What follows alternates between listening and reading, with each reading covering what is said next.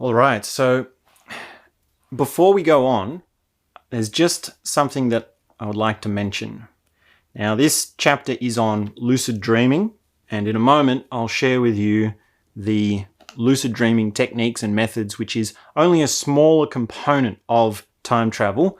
But before we do that, before I share that with you, before we discuss it, I just thought I'd mention that this version of this course at the moment is only the introductory version. So this is the free tester or the beginner's version of this course. So if you are enrolled in this course, if you're watching this, you've enrolled in this course for free. And this is actually very lucky for you, because very soon I will be extending this course and we'll be going much deeper.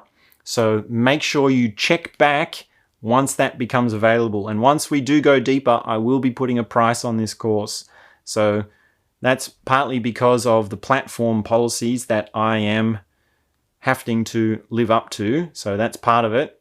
And then also, I will mention that if you are enrolled in this course and you are doing this course, please do leave a 5-star review. That would very much help me. Leave a positive review, leave some comments so some other people can find it. So I would greatly appreciate that, and I feel that that's something worthwhile for enrolling in this course for free. So do check back. We will mention this again, but now let's get into some lucid dreaming methods. Now, if you are doing non-location experiencing and you are doing separating from the physical body and you're doing time dilation methods, a component that can help supplement your time travel practice is actually lucid dreaming. So let's just quickly go through the textbook versions of, or the textbook things that you can do to improve your lucid dreaming. Now, number 1, you do the reality check.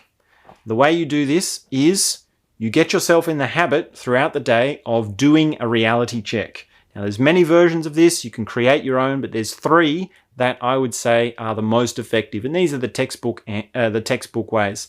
Number 1 is looking at your hand. So what you do is you look somewhere, and then you look at your hand, then you look somewhere else, and then you look at your hand, and then you look somewhere else, and then you look at your hand. Now, when you practice this throughout your day, you have to do it a couple of times in the daytime. When you're awake, normal life, you will then find that you do this as a habit in your dream. And when you do it in your dream, you will look at your hand and you'll have the wrong number of fingers. Or something will be going on, right? You'll have, a morph or a different color or something. You will check it and you'll do it 3 times and it will be different each time. Now, when you're awake, you do it and it's the same, right? You look at it, you're observing it, and it's just 5 fingers, right? I mean, for me, when I do this, it's not normal. It's actually, all right, that's a tangent that we'll get off into in another day. But normally, when you're working with normal states, you will look at it and it's normal. And then in the dream, it will be different. And that's how you'll know. And then you'll be able to see, okay, I'm dreaming. So second way to do this is to look at the clock. So you look at the clock, you see what time it is, then you look away. You look at the clock, you see what time it is, and then you look away. You look at the clock again, you see what time it is, and then you look away. Now, when you do that, when you're awake, the time will be the same, right? But when you do that in your dream, the time will be different. And that's how you'll know you are dreaming. The third one is the light switch. So when you walk into a room, you turn the light on, and then you turn it off. Then you turn it on, and then you turn it off, and then you turn it on, and you turn it off. Now, this can be annoying if you've got your family or your housemates, and they think, why are you turning the lights on and off? But if you can do this one. And when you do this, it's the same thing, right? You turn it on, and you turn it off. And then each time you turn it on when you're awake, it's going to look the same. The room is going to look the same. When you do this in your dream, the room is going to look different. You'll actually have the light on and then off and then on another time, and things will have moved. Things will have changed. And that's how you'll know you're lucid dreaming. The reality checks, work in rules of 3, and you do have to have them as a habit for them to work. Now, the next technique is the dream journal. So every morning when you wake up, the very first thing you do is you write in your dream journal. What did you dream about? Make that a habit. That's a very powerful technique.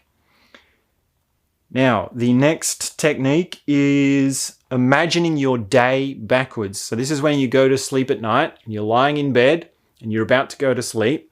What you do is you imagine your whole day but in reverse. So you would be in bed and you would say, okay, where was I before I was in bed?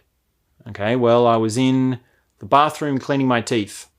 Where was I before I was in the bathroom cleaning my teeth? Okay, well, I was in the shower.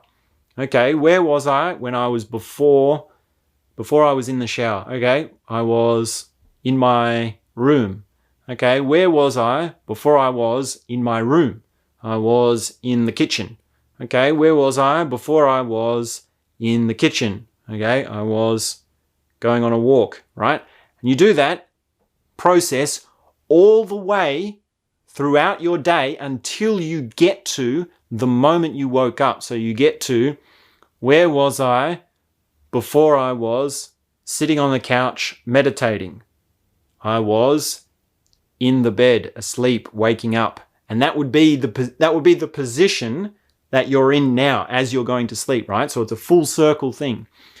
Now, when you do this, all you need is to note where you are and one detail from that. So you could just say, okay, what did the toothbrush look like? What did the frying pan in the kitchen look like? And you do this quickly, right? You can just do, okay, one spot. And this will actually supplement your non-location experiencing, and you're separating from your physical body. You're actually practicing that as you're doing this. So that's another technique. Now, another technique is thinking about last night's dream before you go to bed. So when you're asleep, you're in bed, you think, what did I dream about last night? And you do that just before you nod off. Now, we also have, reading 3 books at once. So the way you do this is you have 3 novels and you do half an hour of reading and you do 10 minutes of reading for each. What I'll do is I'll create a resource so that you can do this and you can actually download this so you can have a timer. So you can just press play on the timer and then you can read for 10 minutes, 1 book, and then you hear the bell go off, then you close it, and then you read the second book for 10 minutes, and then you close it, and then you read the 3rd book. And you do that half an hour, 3 different books, and you read them in order, right? You have a bookmark in each one, and they have to be narrative stories. So they can't be biographies, they can't be, histories, they can't be psychology books. They have to be narrative books, stories that have characters, places, things like that. Now, we also have the eyes from side to side. So you can practice by closing your eyes and then moving your eyeballs from one side to the other. And so you just practice that.